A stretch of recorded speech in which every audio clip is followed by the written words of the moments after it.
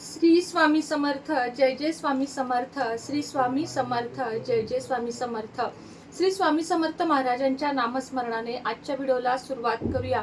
शुभ दुपार तुम्हा सगळ्यांना. कसे आहात तुम्ही सगळे? आशा व्यक्त करते स्वस्त असाल, मस्त असाल, स्वामींच्या सेवेमध्ये रममाण असाल. 29 जून वटपौर्णिमा. सवाष्ण्यांचा किंवा सौभाग्यवती स्त्रिया म्हणू शकतो किंवा स्त्रियांचा अतिशय आवडीचा, जवळचा, आपुलकीचा असा दिवस. या दिवशी आपण काय करू शकतो, काय नाही, किंवा कुठल्या रंगाची साडी नेसणे शुभ आहे, याची जर संपूर्ण माहिती तुम्हाला हवी असेल तर आजचा व्हिडिओ संपूर्ण न चुकता बघा. कारण अगदी अचूक शास्त्रोक्त माहिती आणि शास्त्राच्या आधारावर असलेली माहिती आपण आपल्या चॅनेलवर देत असतो. सगळ्यात पहिली गोष्ट, आपल्याला वटपौर्णिमेला कोणत्या रंगाची साडी नेसायची आहे ते बघूया. साडी परिधान करणं हा स्त्रियांचा अत्यंत जिव्हाळ्याचा विषय आहे. कपाटामध्ये 100 साड्या असतील तरी माझी ही अमुक एक साडी कुठं गेली किंवा मला तीच नेसायची आहे असा अट्टहास करणाऱ्या आपण स्त्रिया कायमच साडीला म्हणजे एक संस्कृती मानतो. कमी नेसली जाते, आता ऑफिशियल असो आपण किंवा माझ्यासारख्या, पण साडी ही आपल्याला जिव्हाळ्याचा विषय आहे, आवडती. कुणी जर म्हटलं की साडी घ्यायची का ड्रेस, तर आपण साहजिकच सणावारासाठी साडीच म्हणतो. त्यामुळं साडी हा अतिशय आपल्या सगळ्यांचा आवडीचा विषय आहे. सणावाराला म्हणजेच नागपंचमी असेल, वटपौर्णिमा असेल, लक्ष्मीपूजन असेल, गुढीपाडवा असेल, खास करून या दिवशी आपण सर्व स्त्रिया साडीला महत्त्व देतो. कारण आपली ती संस्कृती आहे. साडी ही आपली संस्कृती आहे.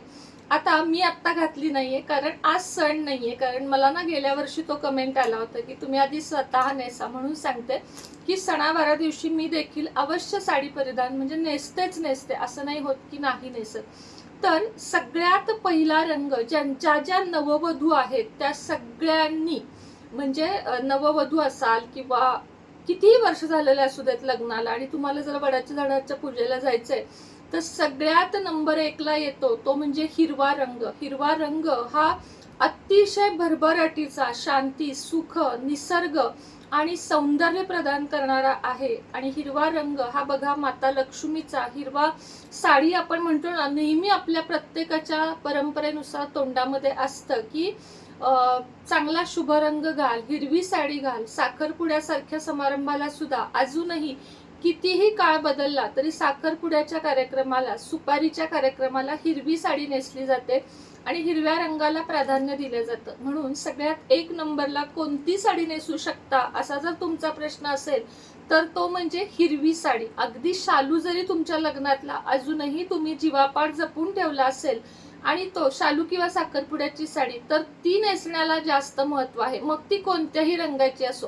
कारण आपण लग्नामध्ये नेहमी हिरवा, मरून, जांभळा, राणी कलर, गुलाबी अशाच रंगाच्या साड्या घालत असतो. आणि म्हणूनच तो रंग अतिशय चांगला. जो कुठल्या रंगाचा तुमचा शालू असेल तो जर सुस्थितीत असेल घालण्यासारखा तर त्याला प्राधान्य द्या, किंवा मग हिरव्या साडीला प्राधान्य द्या. हिरवी साडी कोणतीही असू शकते, जरीकाठ असेल, कॉटन असेल, किंवा तुम्हाला जे आवडते डिझायनर साडी असेल ती हिरव्या रंगाच्या साडीला प्राधान्य द्या. कारण हिरवा रंग हा आपला म्हणतो ना आपण की आयुष्य वाढवणारा आहे, त्याचप्रमाणे आपले सौभाग्य वाढवणारा आहे. म्हणून हिरवा रंग तुम्ही घालू शकता. आता दुसऱ्या रंगावर साडी येते ती म्हणजे हळदी कुंकवाचे कलर. पिवळा आणि लाल खूपच शुभ मानला जाणारा आणि अगदी खुलून दिसणारा प्रत्येकावर तो असतो लाल रंग. लाल रंग हा माता लक्ष्मीचा सगळ्यात आवडीचा रंग आहे. किंवा दुर्गा माता असेल, कोणतीही देवी असेल तर तिला लाल रंग जेवढा आपण घालू. लाल रंगाचा गुलाब मी तुम्हाला सांगते बघा, शुक्रवारी नेहमी माता लक्ष्मीला अर्पण करा किंवा बाप्पाला पण जास्वंदाचं फूल अर्पण करा. म्हणजेच लाल रंगाला शास्त्रीयरित्या सुद्धा खूप महत्व आहे. आणि लाल रंग हा आपल्याला खुलून दिसणारा आहे. लाल रंग हा थोडासा अग्नीचा रंग जरी असेल तरी सणावाराला लाल रंग नेसणं हे शुभ मानलं जातं. आणि म्हणूनच लाल रंग हे शुभतेचं प्रतीक आहे. म्हणून लाल रंग सुद्धा आपण सर्वजण घालू शकतो. पुढचा रंग म्हणजे आपल्या हळदीचा रंग. जसा कुंकवाचा रंग लाल तसा हळदीचा रंग पिवळा. पिवळी साडी सुद्धा घालणे खूप जास्त शुभ मानले जाते. आता पिवळा रंग हा गुरुचा आहे, गुरुग्रहाचा आहे. त्याच पद्धतीनं पिवळा रंग हा प्रत्येक गोष्टीमध्ये स्वतःचं महत्व दाखवणारा आहे. बघा आता मी नुसतं कुंकू लावलं आहे, पण त्याच्या खाली जर किंचितशी हळद लावली तर ते दिसताना वेगळं छानच दिसेल. म्हणून पिवळी साडी लाल ब्लाऊज, लाल साडी पिवळा ब्लाऊज हे सुद्धा खूप जास्त महत्वाचं आहे. पिवळा रंग हा सुद्धा आपल्याला शांतता, स्थैर्य आणि समाधानाचं प्रतीक म्हणून मानला जातो आणि म्हणूनच पिवळा रंग असणे सुद्धा शुभ आहे. पिवळा, लाल, हिरवा हे 3 रंग अगदी याला जास्त महत्व द्या. आता अजून कोणते रंग आपण घालू शकतो तर गुलाबी, केशरी, अबोली, त्याच पद्धतीनं राणी कलर असे कोणतेही रंग, पोपटी असेल, हे सगळे रंग आपण घालू शकतो. वर्ज्य कोणते रंग आहेत तर काळा, पांढरा, अगदीच डार्क करडा किंवा डार्क निळा हे रंग आपल्याला वर्ज्य करायचे आहेत. काळा रंग हा आपल्याकडे निगेटिव्हिटी खेचून घेतो आणि म्हणूनच कोणत्याही शुभ कार्यामध्ये आपण काळा रंग वापरत नाही. तसं तर काळा रंग ब्लॅक ब्युटी म्हणून खूप जास्त प्रत्येकाच्या जवळचा असतो, पण तरीही आपण काळा रंग हा टाळत असतो. आपल्या हिंदू संस्कृतीमध्ये काळा रंग आपण जास्तीत जास्त अवॉइड करतो. खास करून देवीला जाताना, कुठल्याही सणासाठी घरामध्ये आपण काळा रंग कधीही घालत नाही. तुम्ही बघाल नववधू असेल किंवा कुठलाही सांस्कृतिक कार्यक्रम असेल तर गुरुजी सुद्धा आवर्जून सांगतात की काळा रंग घालू नका आणि तो अवॉइड करा. म्हणून काळा रंग शनीचा पण आहे, म्हणूनही आपल्याला तो अवॉइडच करायचा आहे.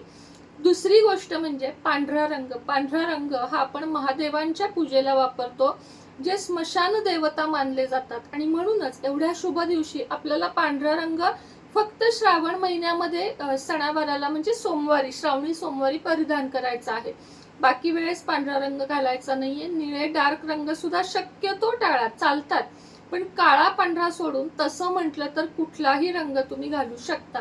मग काळ्या रंगाचा ब्लाऊज घालू का वगैरे असं नाही. हे कसे मी तुम्हाला आधीच सांगते की हे मी तुम्हाला वैयक्तिक मत किंवा सणावारासाठी शुभ अशुभ काय असते हे मी तुम्हाला सांगू शकते. मात्र काही जणांना आवडच असेल किंवा या प्रथा परंपरा या गोष्टींना जे निषेध करतात त्यांनी अवश्य कोणत्याही रंगाची साडी घालू शकता. कोणत्याही प्रकारचं सुपरस्टिशन म्हणजेच अंधश्रद्धा पसरवण्याचं काम मी कधीही करत नाही किंवा माझं मत मी कोणावरही वैयक्तिकरित्या लादत नाही. तर तुम्हाला जे पटेल ते करा, पण जर तुम्ही मला विचाराल तर माझे मत हे असेल किंवा शास्त्र काय सांगतं, आपल्याला जुने लोक काय सांगतात, परंपरेला धरून चालण्यासाठी मी हे सर्व सांगत आहे.